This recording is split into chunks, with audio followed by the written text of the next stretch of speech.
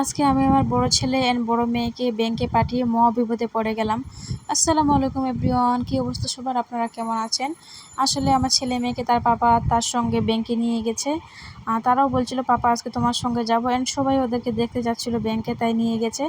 দেখেন তখন কিন্তু আমার বাবু ঘুমিয়েছিল, ঘুম থেকে উঠে দেখছে যে তার পাপা নেই। এন্ড তার পাপা তো অবভিয়াসলি ব্যাংকে থাকে, ডিউটিতে থাকে, সে জানে, কিন্তু ঘুম থেকে উঠে দেখছে যে তারা নেই, তার দাদা দিদি। অ্যান্ড সে কিছুতেই আমাকে ছাড়ছে না, মানে সে কার সঙ্গে খেলবে বলুন? এগায় এগায় কতগুলো খেলনা দিচ্ছি, সে কিছুতেই খেলবে না, মানে আমাকেই চাই। আর আমি ভাবছিলাম এই সুযোগে আমি একটু এক কাপ চা খেয়ে নিব, সেই সুযোগটাও সে আমাকে দিল না। অ্যান্ড দেখেন সে তার পাপার সঙ্গে কি কথা বলছে।